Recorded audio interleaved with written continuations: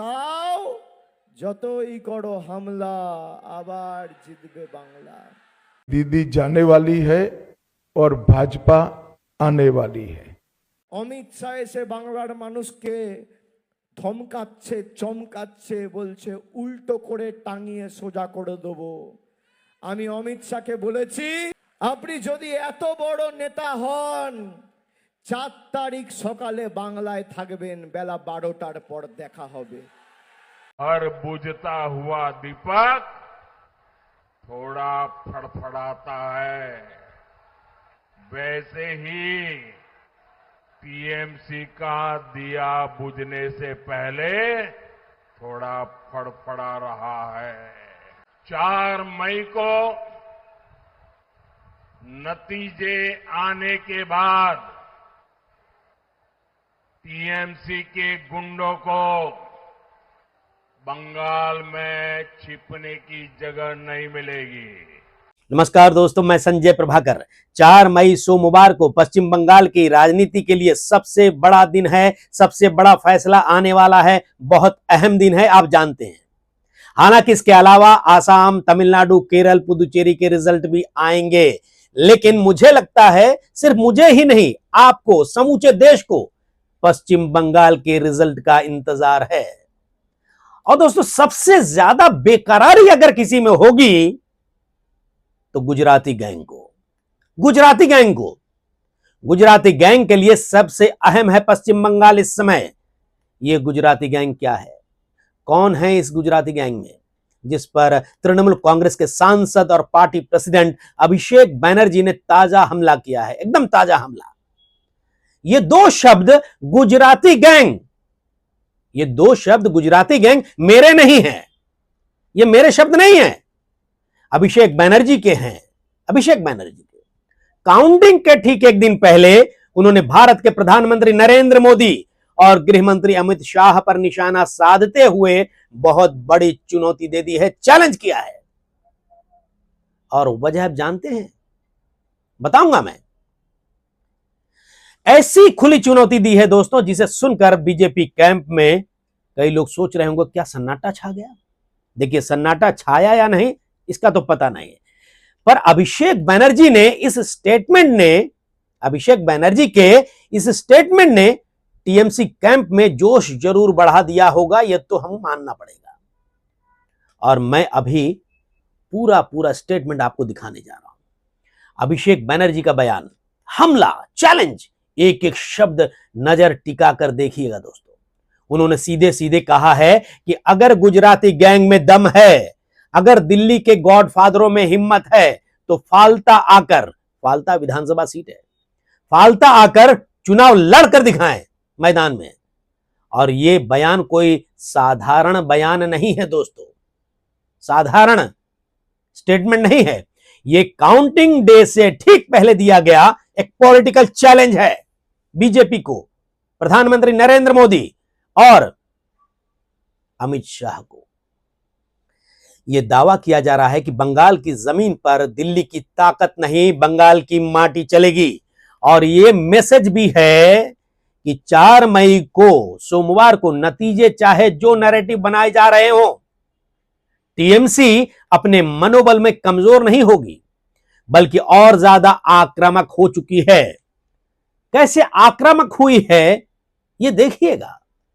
और दोस्तों, सबसे पहले आइए आते हैं अभिषेक बैनर्जी का वो एक्स पोस्ट, जस का तस सुनिए। उन्होंने लिखा है, देखिए स्क्रीन पर आ रहा होगा, 10 lifetimes won't be enough for your Bangla विरोधी Gujarati gang and their stooge Gyanesh Kumar to put even a dent in my Diamond Harbor model. Bring everything you have got. I challenge the entire Union of India. Come to Falta. Send your strongest. Send one of the godfathers from Delhi. If you have got the nerve, contest in Falta. यानी अभिषेक बैनर्जी का सीधा हमला यह है कि तुम्हारा बांग्ला विरोधी Gujarati gang और उनका मोहरा ज्ञानेश कुमार, जो कि इलेक्शन कमिश्नर हैं, चीफ इलेक्शन कमिश्नर है, मेरे डायमंड हार्बर मॉडल पर खरोंच तक नहीं लगा सकते। जो ताकत है सब लगा दो। पूरे भारत संघ को चुनौती दिया है उन्होंने। वो कह रहे हैं पूरे भारत संघ को चुनौती है, फाल्टा आओ, दिल्ली से अपने सबसे बड़े गॉडफादर को भेजो, दम है तो फाल्टा से लड़कर दिखाओ चुनाव। दोस्तों, पब्लिक प्लेटफॉर्म पर अभिषेक बनर्जी के इस बयान में गुजराती गैंग से इंटरप्रिटेशन क्या निकलकर सामने आ रहा है, क्या मतलब सामने आ रहा है, यह तो कोई अनपढ़ इंसान भी बता सकता है, समझ सकता है। अब सवाल है, अभिषेक बनर्जी ने ऐसा विस्फोटक बयान क्यों दिया भाई, ठीक है, एक दिन पहले? आखिर ऐसा क्या हो गया जो अभिषेक बनर्जी की जुबान इतनी तीखी हो गई? बीजेपी के उस चुटकी काटने वाले स्टेटमेंट के भी एक एक शब्द मैं आपको दिखाऊंगा जिसने प्रोवोक किया अभिषेक बनर्जी को ऐसा स्टेटमेंट देने के लिए, शायद। और अभी इसी वक्त दिखाने जा रहा हूं दोस्तों, देखिएगा पूरा वीडियो जरूर। और ऐसे बयान देने के पीछे वजह क्या है यह दिखाऊंगा, सबूत दिखाऊंगा इसी स्क्रीन पर। अभिषेक बनर्जी को प्रोवोक करने वाला, उकसाने वाला उस बयान को बताने से पहले दोस्तों, आपसे मेरी दिली गुजारिश है कि अगर आपने अभी तक मेरे इस YouTube चैनल को सब्सक्राइब नहीं किया है तो तुरंत कर लीजिए भाई, इससे मेरा हौसला बढ़ेगा। और वीडियो पसंद आए तो आप अपनी राय इस खबर पर कमेंट बॉक्स में जरूर लिखिएगा, क्योंकि आपकी राय से खबरों की दुनिया में क्रांति आ सकती है और देश की दशा और दिशा में परिवर्तन हो सकता है। और देखिए, इससे मेरी जानकारी भी बढ़ेगी। और हां दोस्तों, इस वीडियो को अपने दोस्तों को जरूर फॉरवर्ड कीजिए। बहरहाल, चलिए अब आते हैं मुद्दे पर। अब बात करते हैं उस वजह की जिसके कारण अभिषेक बनर्जी जो है बमक गए, एकदम बमक गए। वो वजह है पश्चिम बंगाल का फाल्टा विधानसभा सीट, वही फाल्टा जहां चुनाव आयोग ने पूरे विधानसभा क्षेत्र में दोबारा मतदान का आदेश दे दिया है। और सिर्फ एक दो बूथ नहीं, पूरे उस विधानसभा क्षेत्र के 285 पोलिंग स्टेशंस, पोलिंग बूथ पर। और इसकी तारीख मुकर्रर की है 21 मई और गिनती होगी वहां की 24 मई को। दोस्तों, चुनाव आयोग ने कहा है कि यहां गंभीर चुनावी अपराध और लोकतांत्रिक प्रक्रिया के साथ छेड़छाड़ जैसी स्थिति सामने आई, लेकिन टीएमसी इसे सिर्फ एडमिनिस्ट्रेटिव फैसला नहीं मान रही है, बल्कि डायमंड हार्बर मॉडल को पॉलिटिकल रूप से टारगेट करने की कोशिश कह रही है, आरोप लगा रही है। और यही वजह है कि अभिषेक बनर्जी ने डिफेंस में जाने के बजाय हमला बोला। उन्होंने सफाई नहीं दी, उन्होंने चुनौती दी है। और राजनीति में याद रखिए दोस्तों, यह कहा जाता है जो नेता डरता है वो सफाई देता है। और यही वजह है, हो सकता है कि चुनाव आयोग ने कहा कि उस विधानसभा सीट में, फाल्टा विधानसभा सीट में बहुत सारे क्राइम के केसेस आए और साथ में ही यह कहा गया चुनाव ईवीएम मशीन में छेड़छाड़ किया गया, जिसके मद्देनजर वहां पर पुनर्मतदान का फैसला लिया गया। लेकिन अभिषेक बनर्जी इस मामले पर सफाई नहीं दे रहे हैं, वो चुनौती दे रहे हैं। फाल्टा सीट दोस्तों इसलिए भी खास है क्योंकि ये डायमंड हार्बर इलाके का हिस्सा है। डायमंड हार्बर, जिस इलाके से, जिस क्षेत्र से अभिषेक बनर्जी सांसद हैं अपनी पार्टी के, डायमंड हार्बर जहां अभिषेक बनर्जी की पॉलिटिकल पकड़ को टीएमसी अपना मॉडल बनाती है, मॉडल बताती है। दोस्तों, बीजेपी इसे मॉडल ऑफ कंट्रोल कहती है, ऐसा कहा जा रहा है, और टीएमसी इसे मॉडल ऑफ डेवलपमेंट और ग्राउंड कनेक्ट बताती है। और दोस्तों, इसी टकराव में भारतीय जनता पार्टी के आईटी डिपार्टमेंट के अमित मालवीय ने लिखा the Diamond Harbour model crumbles X पर और पोस्ट कर दिया। देखिए स्क्रीन पर आ रहा होगा। उसके बाद इसी पोस्ट से जो है अभिषेक बनर्जी बमक गए। यानी बीजेपी का मैसेज है डायमंड हार्बर मॉडल ढह रहा है, गिर रहा है, लेकिन अभिषेक बनर्जी ने उसी लाइन को उल्टा पलट दिया। उल्टा पलटकर उसका पलटवार करते हुए लिखा, उन्होंने कहा ढहना तो दूर, 10 जन्म भी कम पड़ जाएंगे इसे खरोंच लगाने में मेरे क्षेत्र में और फाल्टा विधानसभा सीट को। और यही पलटवार आज पश्चिम बंगाल की सियासत का सबसे बड़ा हेडलाइन बन गया है, चर्चा का विषय बन गया है लोगों में।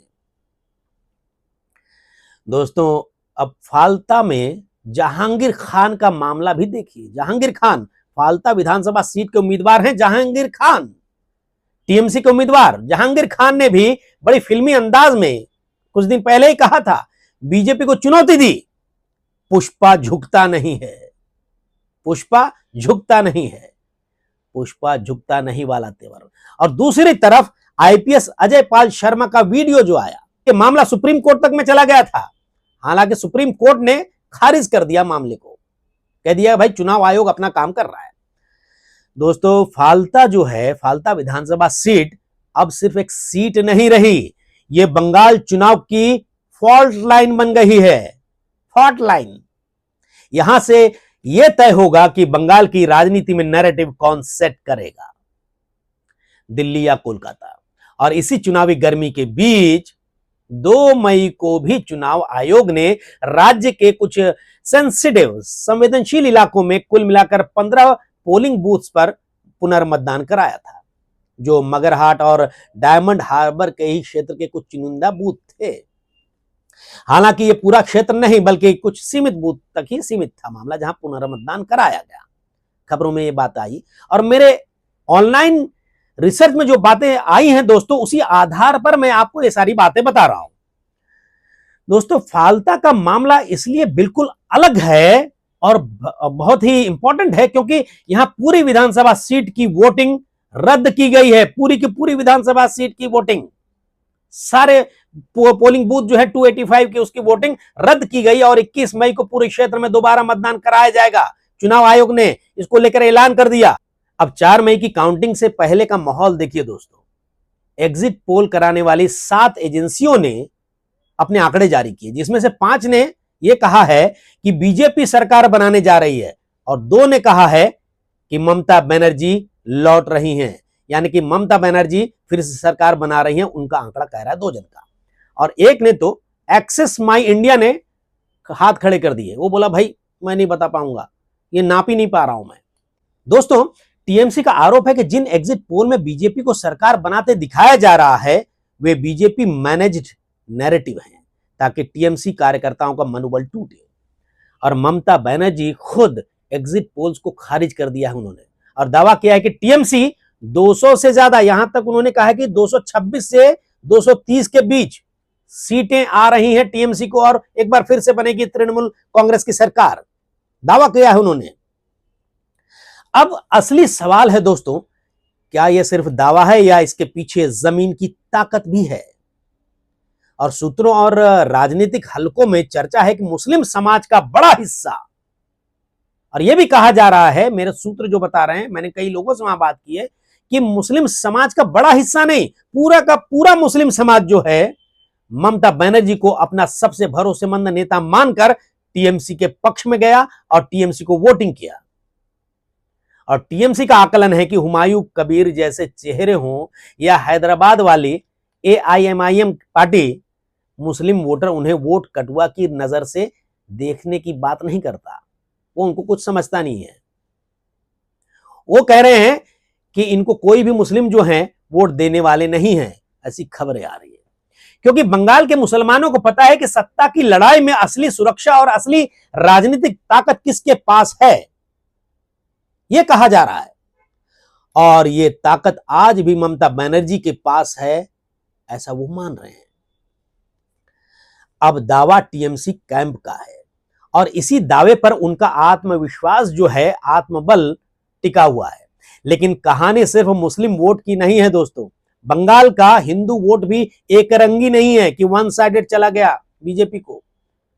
बताया जा रहा है कि बीजेपी ने ध्रुवीकरण की पूरी कोशिश की, झोंक दी पूरी ताकत, लेकिन टीएमसी कैंप में चर्चा है कि हिंदुओं का बड़ा हिस्सा, करीब करीब 40% तक ममता बनर्जी के साथ गया है। अब बीजेपी का डर क्या है? अब उस पर नजर डालते हैं कि बीजेपी का डर क्या है। बीजेपी को पता है कि अगर टीएमसी 160-170 के ऊपर निकल गई तो खेल खत्म, और अगर टीएमसी 200 के आसपास चली गई तो यह सिर्फ जीत नहीं होगी दोस्तों, यह बंगाल में मोदी शाह मॉडल पर ममता अभिषेक मॉडल की जबरदस्त पॉलिटिकल स्टैंप होगी, राजनीतिक मुहर होगी, जिस तरीके से ममता बनर्जी दावा कर रही है मंचों से खुलेआम कैमरे पे कि उनकी पार्टी 226 से 230 सीटें लाने जा रही है। दोस्तों, सूत्रों से जो खबरें आ रही हैं उसके मुताबिक टीएमसी के कई समर्थकों का यह भी कहना है कि अगर बीजेपी 100 या 110 सीट पर भी पहुंच गई तो रातों रात ईडी, सीबीआई पैसा और सत्ता के दबाव से 40-50 विधायकों को तोड़ने की कोशिश कर सकती है। और यह आरोप गंभीर है, इसे साबित करना अलग बात है, पर बंगाल की राजनीति में यह डर और चर्चा दोनों मौजूद है इस समय। और यही कारण है कि अभिषेक बनर्जी लगातार कार्यकर्ताओं को मैसेज दे रहे हैं, डरो मत, डटे रहो, मैदान मत छोड़ो, जहां काउंटिंग होगी वहां मौजूद रहो, स्ट्रांग रूम के आसपास पूरे पहरा डाले रहो। और यहां पर सबसे बड़ा पॉइंट समझिए दोस्तों, काउंटिंग से पहले किसी पार्टी का नेतृत्व अगर कमजोर होता है तो वो चुप रहता है, लेकिन टीएमसी चुप नहीं है। ममता बनर्जी एग्जिट पोल को खारिज कर रही हैं, अभिषेक बनर्जी दिल्ली को ललकार रहे हैं, फालता में जहांगीर खान झुकेगा नहीं, पुष्पा झुकेगा नहीं, ये भाषा में बीजेपी को जवाब दे रहे हैं। यानी टीएमसी का पूरा कैंप जो है मनोवैज्ञानिक युद्ध में बैकफुट पर नहीं है, अटैक मोड में है, अटैकिंग मोड में है। और यही इस चुनाव की असली कहानी है दोस्तों।